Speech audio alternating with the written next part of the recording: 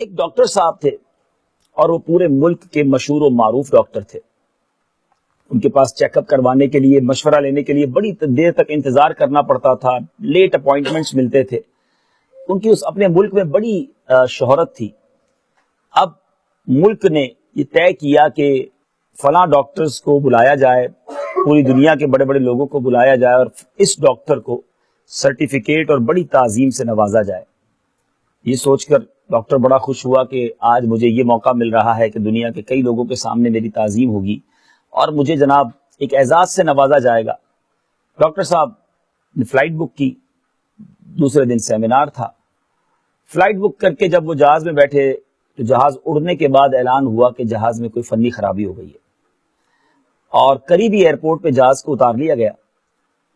اور تھوڑی دیر بعد یہ بھی اعلان ہوا کہ اب دوسرا جہاز بلوایا جائے گا، یہ فنی خرابی دور نہیں ہو رہی. ڈاکٹر صاحب کاؤنٹر پر گئے، جا کر کہا کہ کسی بھی صورت مجھے صبح پہنچنا ضروری ہے اور میرا وہاں پر بہت بڑا پروگرام ہے، دنیا بھر سے لوگ آ رہے ہیں اور مجھے وہاں شیلڈ دی جانی ہے، میرے لیے بڑے انعام کی دن ہے اور آپ نے میرے ساتھ ایسا کر دیا. تو ایئرپورٹ اسٹاف نے بتایا کہ اگلا ایک دن مزید آپ کو اسی چھوٹے سے ایئرپورٹ یا شہر میں گزارنا پڑے گا کیونکہ ہمارے پاس دوسرا جہاز نہیں ہے. ہاں البتہ آپ اپنے مطلوبہ شہر جانا چاہتے ہیں تو آپ گاڑی لے لیجئے اور چند گھنٹوں میں امید ہے کہ آپ صبح سے پہلے وہاں پہنچ جائیں گے. ڈاکٹر صاحب پریشان تو بہت ہوئے مگر سوچا کہ پہنچنا بھی ضروری ہے. رینٹا کار لی اور گاڑی لے کر اس شہر کی طرف چل پڑے. جیسے جیسے آگے جاتے گئے اچانک راستے میں موسم خراب ہوا. اتنا موسم خراب ہوا، اتنی بارش ہوئی کہ آپ راستہ بھٹک گئے اور اب بھوک بھی لگنے لگی. رات کا وقت بھی ہو گیا، پتہ بھی نہیں میں کہاں ہوں، اور تیز آندھی، تیز بارش.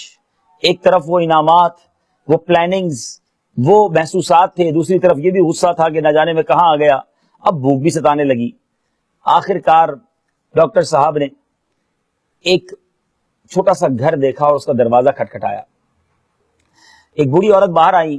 ڈاکٹر صاحب نے کہا کہ کیا میں آپ کے گھر سے ایک فون کر سکتا ہوں کیونکہ میرا فون بھی ڈیڈ ہو گیا ہے اور موسم بھی بڑا خراب ہے. تو اس بوڑھی عورت نے کہا کہ بیٹا تم اس گاؤں میں ہو کہ جہاں فون بھی نہیں ہے، لائٹ بھی نہیں ہے اور ہمارے پاس دیگر سہولیات بھی نہیں ہیں. اب ڈاکٹر صاحب جس نے بڑے پلاننگ کے ساتھ سفر اختیار کیا تھا، ایک ایسے گاؤں میں اسٹک ہو گئے کہ جہاں کچھ بھی نہیں تھا. بہرحال اس بوڑھی عورت نے کہا کہ بیٹا تم بہت طویل سفر کر کے آئے لگتے ہو، آ جاؤ گھر میں کھانا کھا لو. اب جب ڈاکٹر کو بھوک تو لگی تھی، کھانا کھایا. کھانا کھانے کے بعد اب اس بوڑھی عورت کا، اس خاتون کا یہ دل سے شکر گزار ہو گیا کہ اس ویرانے میں، اس مشکل میں اس نے میری مدد کی. اس کا جوان بیٹا بھی اس کے گھر میں تھا مگر وہ بستر پر پڑا ہوا تھا. تو کھانا کھانے کے بعد وہ عورت کہنے لگی کہ بیٹا ایک کام کرو، میری ایک بڑی تمنا ہے دل کی، تم بھی یہ دعا میرے ساتھ مل کر کر لو. کہا ٹھیک ہے اماں جی بتائیں کیا دعا کرنی ہے. تو دعا یہ کروائی کہ بیٹا میری تمنا یہ ہے کہ میرا یہ بیٹا ہے، یہی میری ساری جمع پونجی ہے، لیکن اس کی ہڈیوں کی ایک عجیب و غریب بیماری ہو گئی ہے اور مجھے پتا چلا ہے کہ ہمارے ملک میں ایک ڈاکٹر احمد نام کا شخص ہے کہ جو اس کا علاج جانتا ہے، مگر میں غریب عورت ہوں، میں کیسے وہاں تک اس کو لے کے جاؤں. اللہ سے میں روز دعا کرتی ہوں کہ یا اللہ کوئی ایسی سبیل کر دے کہ اس ڈاکٹر تک اپنا بیٹا لے جاؤں اور وہ اس کا علاج کر دے. یہ سن کر ڈاکٹر صاحب کی آنکھوں میں آنسو آ گئے اور اس بوڑھی عورت سے کہتے ہیں کہ اماں جی آپ کی دعا سن لی گئی ہے. میں ہی ڈاکٹر احمد ہوں. پہلے جہاز میں بیٹھا، جہاز میں جو ہے وہ موسم خراب ہوا، ایک چھوٹے ایئرپورٹ پہ اتار لیا گیا، وہاں سے گاڑی لی کے ٹائم پہ پہنچ جاؤں گا مگر موسم کی خرابی نے راستہ بھلوا دیا اور کہیں اور نہیں میں آپ کے گھر پر آ کر ہی رکا. اللہ تعالیٰ نے کیا سبب بنایا ہے کہ مجھے آپ کے گھر تک پہنچنا تھا، یہ سارے راستے بنائے گئے. بتائیے آپ کے بیٹے کو کیا بیماری ہے، میں علاج کرتا ہوں.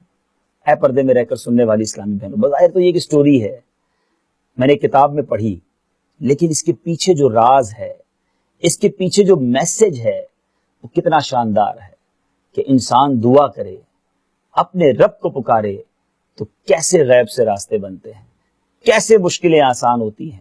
صلو علی الحبیب صلی اللہ تعالی علی محمد. مجھے اپنی اور ساری دنیا کے لوگوں کی اصلاح کی کوشش کرنی ہے انشاءاللہ.